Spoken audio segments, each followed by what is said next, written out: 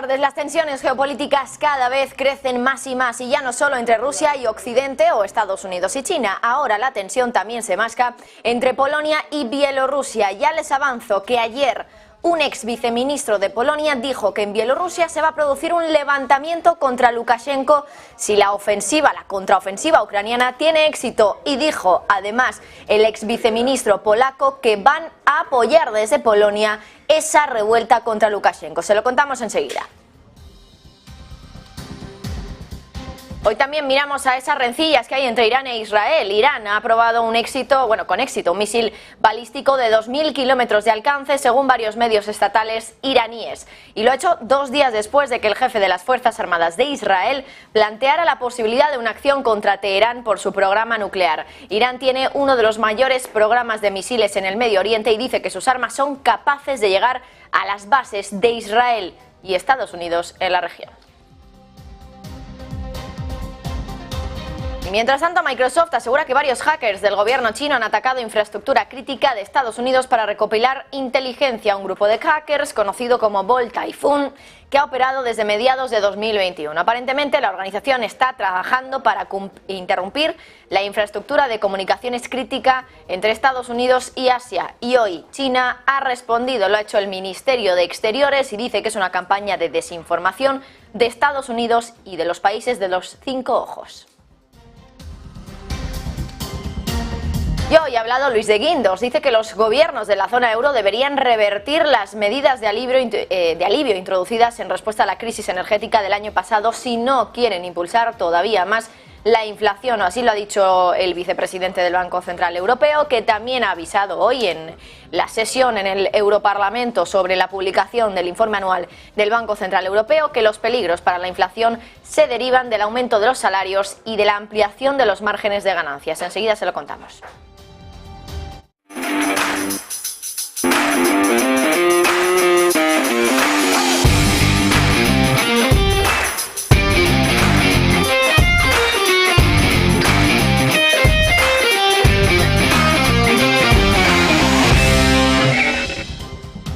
Muy buenas tardes, bienvenidos como siempre a este informativo de Negocios Televisión. Hoy hablando de las tensiones geopolíticas que cada vez crecen más y más. Y ya no solo es entre Rusia y Occidente o entre Estados Unidos y China. Ahora la tensión también se masca entre Polonia y Bielorrusia. Y es que ayer un ex viceministro de Polonia dijo que en Bielorrusia se va a producir un levantamiento contra Lukashenko si la contraofensiva ucraniana tiene éxito. Su explicación: que entre el ejército ucraniano hay combatientes bielorrusos que, si ven el éxito de la contraofensiva ucraniana, podrían volver a Bielorrusia para llevar a cabo una revuelta contra su presidente. En ese caso, el exalto cargo polaco dice que en Polonia estarían preparados para apoyar a quienes se levanten contra Lukashenko, es decir, que Polonia se estaría metiendo en un asunto nacional de Bielorrusia contra el mandatario actual. Y Lukashenko hoy ha respondido, ha dicho que están rastreando a las personas de las que habló el polaco que se podían revelar. Y dice que sabían dónde están esas personas y que conocen a todos por su nombre. Además, también ha dicho que están listos para que vinieran a hacer ese levantamiento a su país. Por cierto, Lukashenko, que ha calificado de enfermo al ex viceministro en este caso polaco, que ha pronunciado esas palabras y que ha dado a entender que su país apoyaría esa revuelta contra Lukashenko en Bielorrusia. La retórica nuclear vuelve en el Kremlin, ahora desde el Ministerio de Defensa ruso. Aseguran que la decisión de tomar represalias en la esfera nuclear viene por la escalada dramática de las amenazas en las fronteras con Occidente. Unas declaraciones que llegan después de que los titulares de defensa de Rusia y Bielorrusia firmaran un documento sobre el despliegue de armas nucleares tácticas en Bielorrusia. Moscú va a retener el control sobre las armas y cualquier decisión sobre su uso. Además, ambos países han materializado lo que ya acordaron a principios de año, eso de desplegar parte del arsenal nuclear táctico de Moscú en Bielorrusia. Y desde el Ministerio de Defensa ruso han dicho en declaraciones a medios del país que Occidente estaba librando una guerra no declarada contra Rusia y Bielorrusia. Y cambiamos de país, ahora hablamos de Irán. Ha probado un misil con éxito, un misil balístico de 2.000 kilómetros de alcance, según medios estatales iraníes. Y lo ha hecho 2 días después de que el jefe de las Fuerzas Armadas de Israel planteara la posibilidad de una acción contra Teherán por su programa nuclear. Irán tiene uno de los mayores programas de misiles en Medio Oriente y dice que sus armas son capaces de llegar a las bases de Israel y Estados Unidos que están en la región. A pesar de la oposición de Estados Unidos y de los países europeos, Teherán ha dicho que va a seguir desarrollando su programa de misiles defensivos. La agencia estatal de noticias IRNA ha dicho que el misil se llama Keibar, una referencia a un castillo judío invadido por guerreros musulmanes en los primeros días del Islam. Europa ha bloqueado más de 200.000 millones de euros en activos del Banco Central ruso desde que comenzó la guerra, según nuevas cifras que se han publicado en el día de hoy. Unas cifras que no hacen más que poner de manifiesto el debate de cómo utilizar esos fondos para ayudar a reconstruir a Ucrania. Las cifras han salido hoy tras el 10º paquete de sanciones que ha obligado a los bancos a divulgar información sobre el tamaño de sus tenencias. La Unión Europea también ha congelado 24.100 millones de euros en activos privados rusos de personas y entidades sancionadas desde la invasión de Ucrania de hace más ya de 14 meses. Han sancionado a casi 1.500 personas.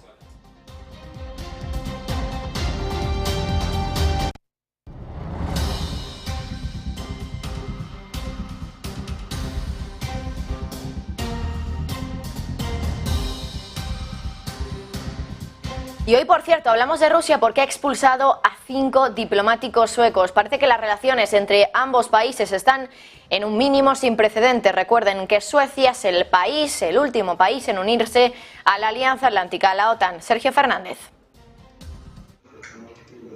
Rusia expulsa 5 diplomáticos suecos y además dice que las relaciones entre ambos países están en un mínimo sin precedentes. Apuntan a que esta medida es una represalia por el curso de confrontación de Suecia en las relaciones con Rusia. De hecho, el Ministerio de Relaciones Exteriores de Rusia dijo que estaba respondiendo a la expulsión de 5 miembros de su personal diplomático de Suecia que tuvo lugar el mes pasado, lo que ya calificó como un paso abiertamente hostil. Las relaciones entre ambos países han empeorado y mucho desde que Suecia anunció el año pasado su intención de unirse a la OTAN tras la invasión rusa de Ucrania. La declaración rusa dijo que los lazos habían alcanzado un bajo sin precedentes.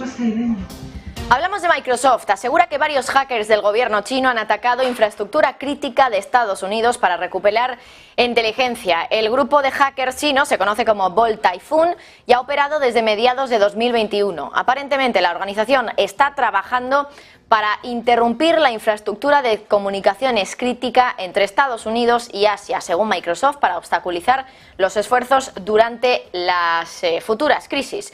Mientras tanto, hoy el Ministerio de Exteriores de China ha respondido. Dice que es una campaña de desinformación de Estados Unidos, pero que también participan en ella otros países del llamado grupo de los 5 ojos, es decir, Reino Unido, Canadá, Australia y Nueva Zelanda.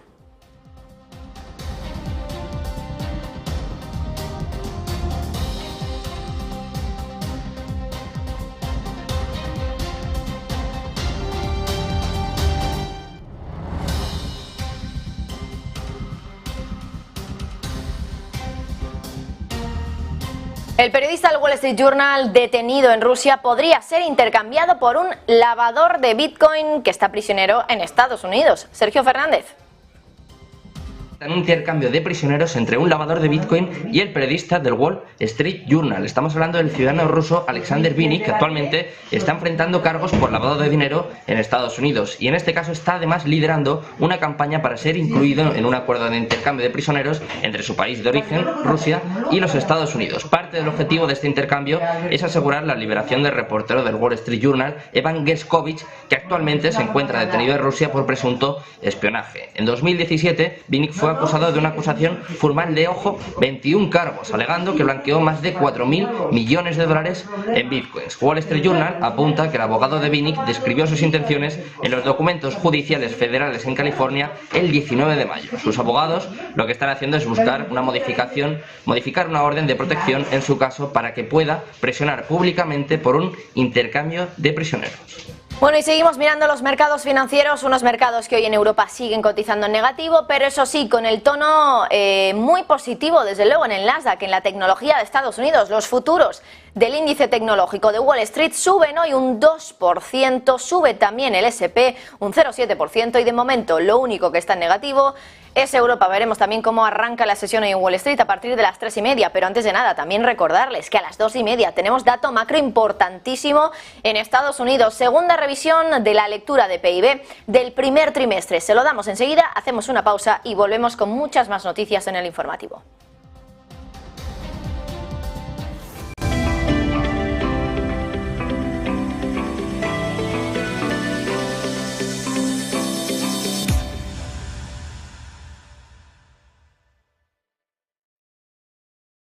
Ven al Torreón, estamos en El Pardo, un espacio único en plena naturaleza. Disfruta de momentos de desconexión mientras saboreas la mejor gastronomía. Disponemos de 7 amplias terrazas y salones para todo tipo de eventos. Degusta nuestros exquisitos platos acompañados de una selecta bodega de vinos. A tu servicio, un gran parking y zona infantil. Abierto los 365 días del año. Cocina ininterrumpida desde las 10 de la mañana hasta las 12 de la noche. Haz tu reserva.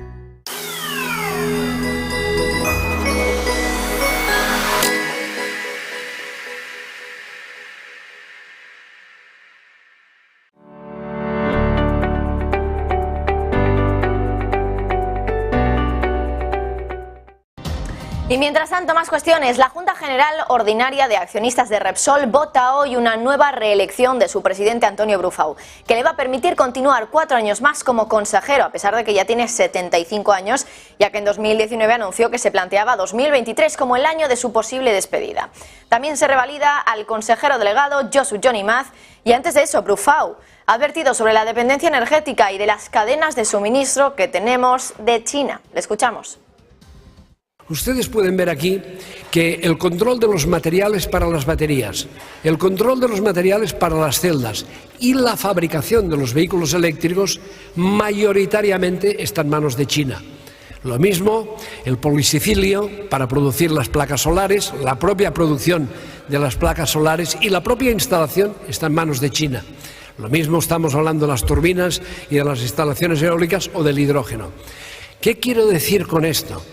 Que la dependencia del mundo en relación a una región, China, es brutal en relación a todo lo que necesitamos para producir economía, para tener una economía más descarbonizada. Yo creo que bajo esta situación, a mí me parece que nuestros políticos, los americanos lo tienen muy claro, me referiré luego, deberían empezar a pensar cómo revertimos esta situación. ¿Cómo empezamos a pensar en toda la cadena de valor, desde el principio hasta el final? ¿Cómo la creamos? Y no solo pensar en cómo la descarbonizamos.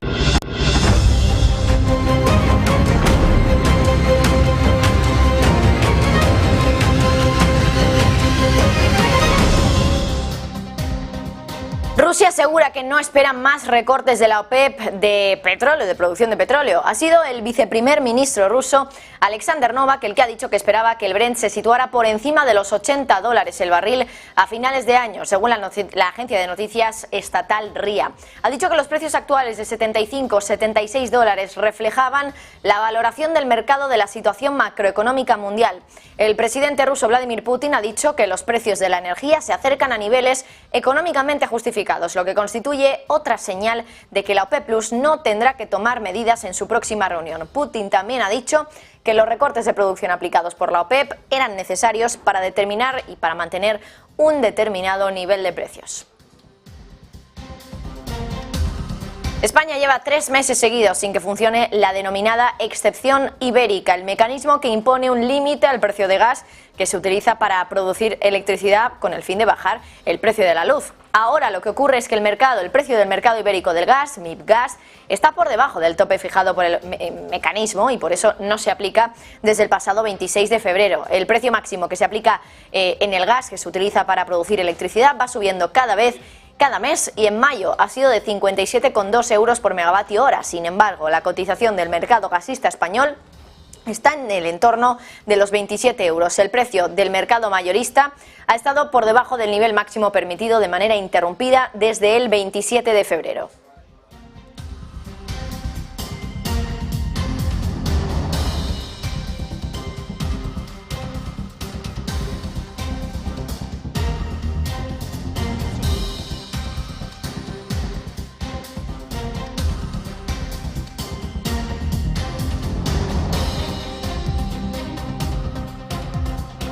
Hoy los datos de PIB son los grandes protagonistas. Enseguida a las 2:30 tendremos dato de PIB de los Estados Unidos, la segunda revisión de la lectura del primer trimestre, aunque hoy el dato económico que también ha supuesto un bofetón al mercado ha sido el alemán. Se ha demostrado con ese dato de PIB de Alemania que ha sufrido ya su primera recesión desde el comienzo de la pandemia. El PIB del primer trimestre se ha contraído un 0,3% con respecto a los 3 meses anteriores, tras una caída del 0,5% entre octubre y diciembre. Su estimación inicial el mes pasado era de estancamiento para el cuarto trimestre de 2022, pero los datos se han revisado para mostrar ese menos 0,5%. El comunicado de la Destatis apunta que los hogares gastaron menos en alimentos y bebidas, ropa y calzado y en muebles. También han comprado menos coches eléctricos a medida que se redujeron los incentivos. En otros lugares hubo caídas también en el gasto público, mientras que la inversión ha aumentado, ayudada por la construcción en un clima inusualmente cálido. Y por cierto, igual que ayer por la tarde estaba hablando Vladimir Putin en ese foro económico euroasiático, lo hace también ahora el presidente de Rusia, sigue hablando en ese mismo foro, en ese mismo evento. Conectamos con ello. Points of the key actors of the new emerging multipolar world order. We want to achieve colleagues economic growth, improve sustainable economic growth in the extended, and have the citizens of our countries be prosperous.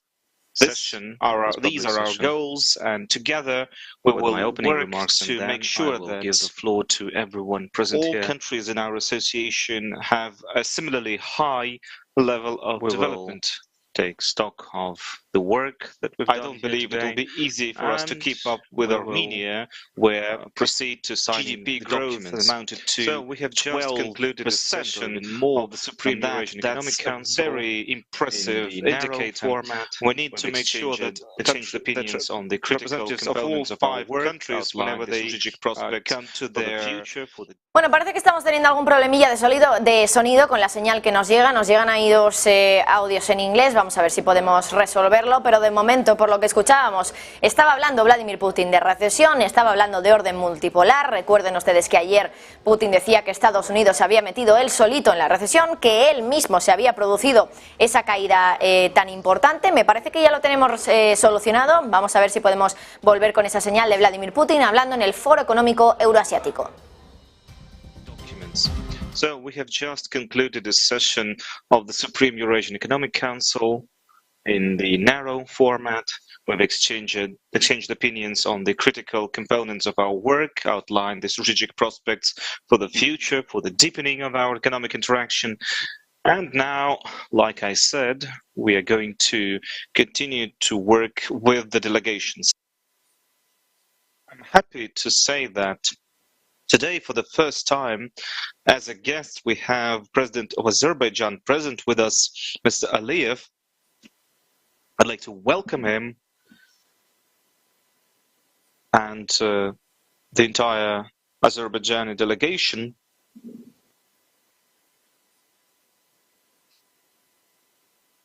Also joining us. Bueno, de momento Vladimir Putin haciendo las presentaciones de quién está presente en ese Consejo Económico del Foro Económico de Euroasiático, como les contábamos antes. Por ejemplo, dice que da la bienvenida a uno de sus invitados, el presidente de Azerbaiyán, y ahora mismo me parece que estaba también saludando a otro de los presidentes que están ahí invitados. Vamos a volver a conectar con esa señal para escuchar qué está diciendo Putin. Yes, thank you. Thank you for joining us. I'd like to express that I'm sure that our country will continue to build stronger ties with the core 5 members of the Eurasian Economic Union. The 29th of May is an important date on the creation of the Eurasian Economic Union, and I'd like to say that our cooperation is growing stronger. I'm happy to see that. Our association has been gradually taking place as one of the key points of the key actors of the new emerging multipolar world order. We want to achieve economic growth, improve sustainable economic growth, and have the citizens of our countries be prosperous. These are our goals, and together we will work to make sure that all countries in our association have a similarly high level of development. I don't believe it will be easy for us to keep up with Armenia, where GDP growth amounted to 12% or even more than that. That's a very impressive indicator. We need to make sure that representatives of all 5 countries, whenever they come to their to the other countries of the Eurasian Economic Union, that they feel at home, and we need to make sure that there is a true freedom of trade, of transportation, of human transportation, of course, and these are the objectives of the new documents that we use to define the strategic planning for the medium term and for the long term up to the year of 2030 and 2045. By working on this document that covers a very Bueno, pues Vladimir Putin hablando de cómo tiene que aumentar esa cooperación entre los países que pertenecen al foro, bueno, en este caso la Unión Económica Euroasiática, y está diciendo también que van a ser, ya lo vaticina Vladimir Putin, los actores principales del nuevo orden multipolar. Se refiere a todos los participantes, a todos los, como decimos, pues, bueno, miembros de esa Unión Económica Euroasiática. También está hablando, por ejemplo, de, bueno, tener libertad de comercio, de transporte también de personas entre esos países de la Unión Económica Euroasiática, y dice que son los objetivos que se van a definir en la estrategia que están planeando para medio y largo plazo para la Unión Económica Euroasiática. Seguimos escuchándole.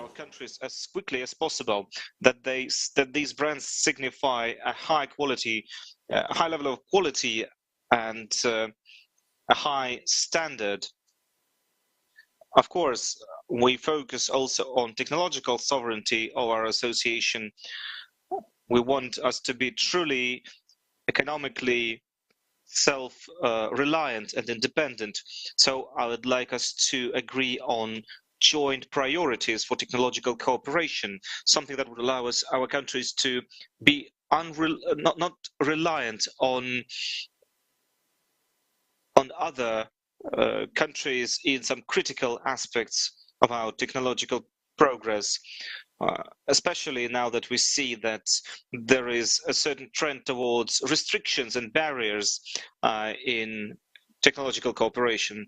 We could also think about creating technological alliances where we could also involve certain third parties. This way we could concentrate technologically heavy and scientifically significant enterprises within the countries of the Eurasian Economic Union.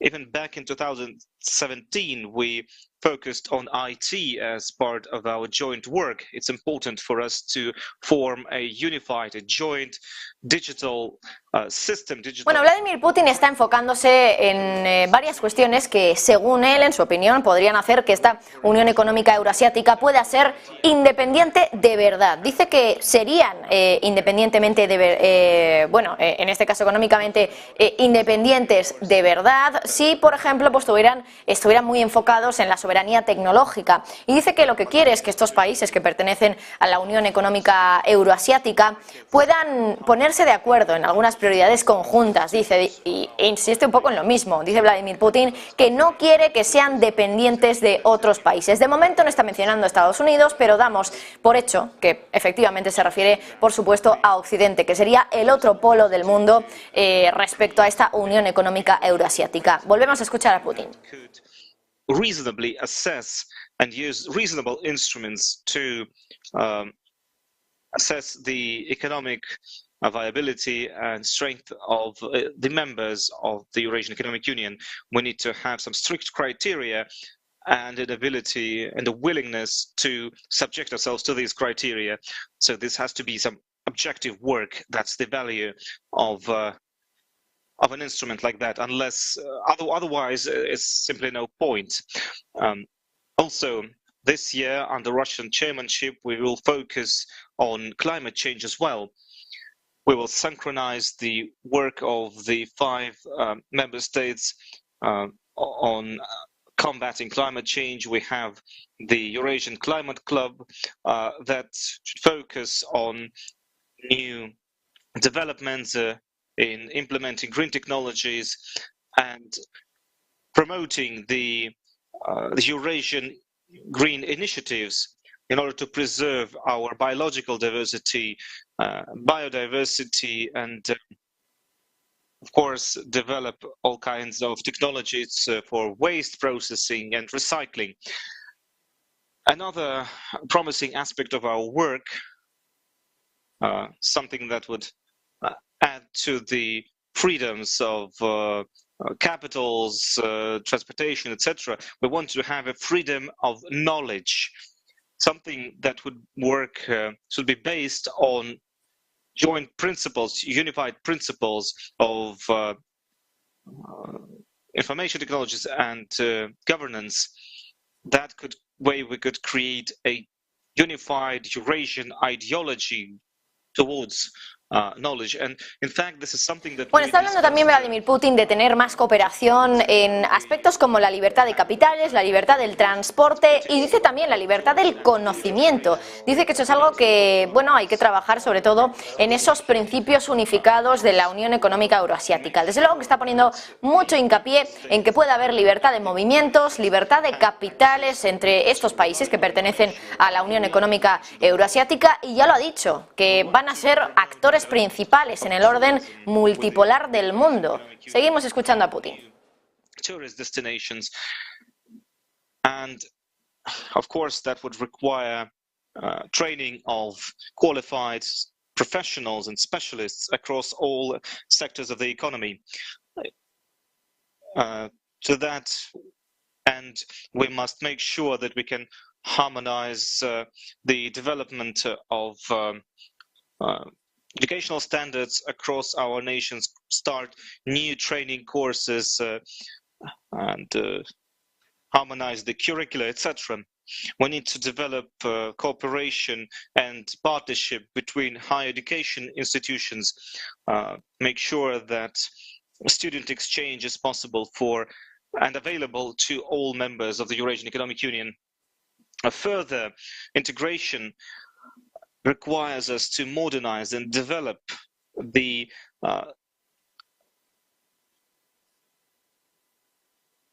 supranational institutions, and in order to do that we need to make sure that all of our interests are protected, that we can promote mutually beneficial integration. The Commission that exists to achieve these objectives could be given additional powers, but we must make sure that the goals that we've outlined today are at the basis of it. All of the members of the Eurasian Economic Union must be respected, and this way we can make sure that our association becomes attractive and that it could attract new members.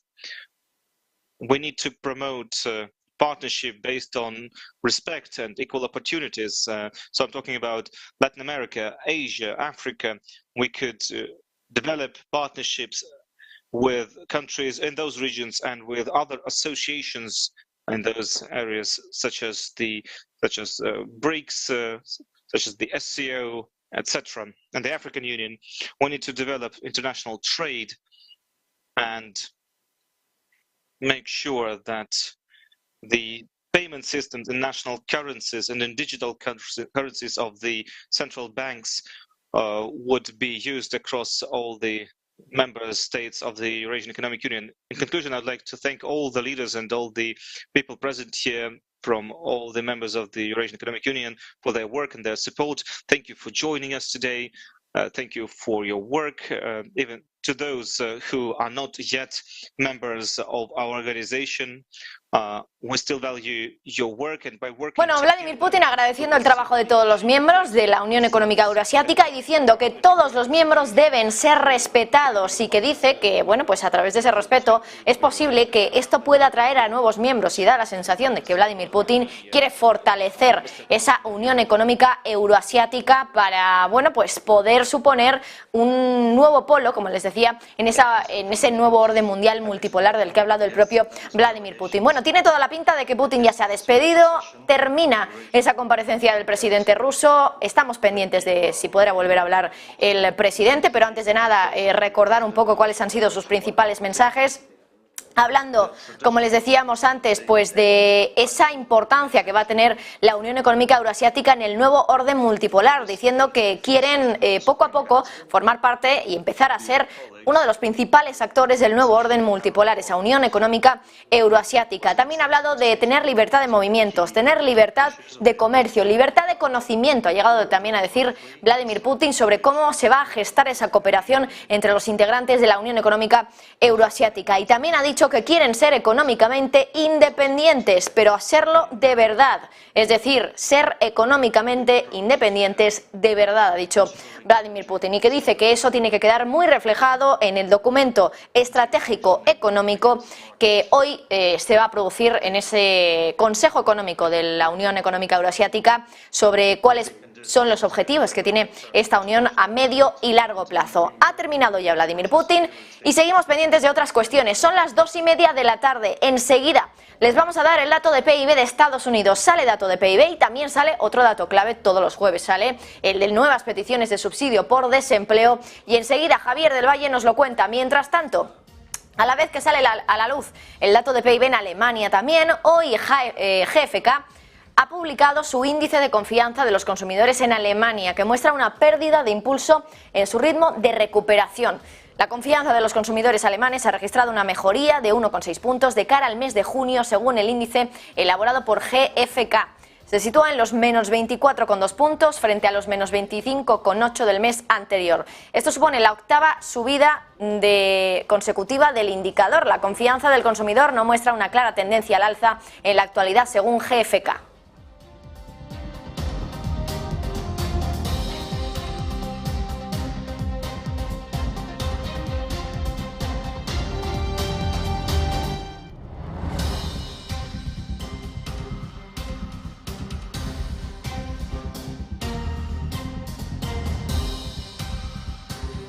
Dato de PIB de Estados Unidos, son las 2:30 de la tarde, un poquito más, y ya tenemos ese dato. ¿Cómo ha salido Javier del Valle, como siempre, al pie del cañón con datos macro? Muy buenas tardes. Muy buenas tardes, Marta. Lo primero, recalcar que era la segunda revisión del dato de PIB que corresponde al primer trimestre del año, los 3 primeros meses de 2023, enero, febrero y marzo. Ya saben que conocíamos una lectura, la primera lectura, porque el PIB nos da hasta 3, la primera, la segunda revisión, y por último la lectura final.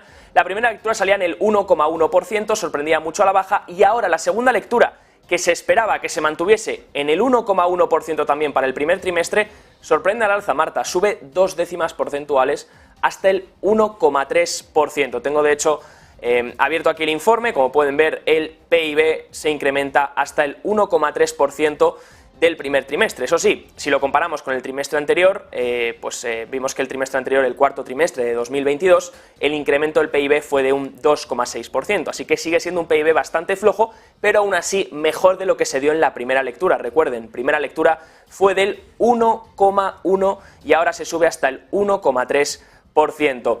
Este incremento en el PIB, sobre todo muestra incrementos, dicen, en el consumo, en las exportaciones y en el gasto federal y local, y sobre todo también en el gasto no residencial, mientras que han caído los inventarios privados y ha caído también la inversión fija residencial. Importante también porque se revisa al alza, Marta, el deflactor también del PIB, mientras que en el segundo estimado vemos que, por ejemplo, en cuanto al PCE, vemos que se mantienen en el 4,2%, no ha habido un incremento. Sí que si miramos el PCE subyacente, vemos un incremento del 4,9 hasta el 5%. Entonces, se mejora el crecimiento del 1,1 al 1,3, hemos dicho, pero esto viene acompañado también de un incremento de 0,1 en la inflación subyacente para el trimestre, para los primeros meses de 2023 y también para el deflactor del PIB que incrementa también hasta el 5%, Marta. Por otro lado, pues estamos viendo una revisión del PIB y si quieres comentamos también, dato importante, peticiones iniciales de desempleo. Efectivamente, bueno, por cierto, también, antes de nada, antes de comentar este dato, Javi, quería que echáramos también un vistazo al movimiento de los futuros del SP500. Enseguida, a ver si nuestros compañeros nos pueden poner en pantalla esos futuros, ahí lo están viendo. En cuanto ha salido el dato, es cierto que, bueno, pues ha empezado justo antes una caída el SP500, los futuros, y ha continuado después de las 2:30 de la tarde, pero tampoco vemos grandes movimientos. Parece que el mercado se lo esperaba, o no sabemos si se lo esperaba o no, pero que tampoco le ha parecido una gran sorpresa y que por tanto pues tampoco ha habido una reacción demasiado a la baja. Sí que es verdad que hoy están subiendo los futuros de Wall Street, 0,6% SP, más de un 2% el Nasdaq, sobre todo gracias a esos resultados de Nvidia que enseguida vamos a comentar. Y bueno, Javi, decías, también hay otro dato de nuevas peticiones de subsidio por desempleo. ¿Qué tal ha salido? Ese es el dato importante, Marta. Mientras vemos un crecimiento que mejora, se eleva del 1,1 al 1,3% en Estados Unidos para el primer trimestre, vemos una inflación que se revisa al alza, aunque sea 0,1, pero luego al mercado le acompaña también otro dato que tampoco termina de gustarle, a lo mejor, y son esas peticiones iniciales de desempleo que salen más fuertes de lo que se esperaba. Recuerden que en las últimas semanas veíamos un incremento en las peticiones iniciales de desempleo. Esto lo que muestra es que el mercado laboral se estaba debilitando. Y aunque esta semana se esperaba que saliesen en 245.000, pues sorprenden a la baja. 229.000 han sido esas peticiones de desempleo. Sorprenden con un dato bastante bajo con respecto a lo que hemos visto las últimas semanas. Y de aquí que hayamos visto un rebote en el dólar, un rebote en los intereses y a lo mejor el mercado de los futuros reaccionando un poco de forma negativa. Por supuesto también viene hoy acompañado de subidas importantes en la tecnología, como por ejemplo es el caso de Nvidia tras presentar esos resultados y elevar el guidance.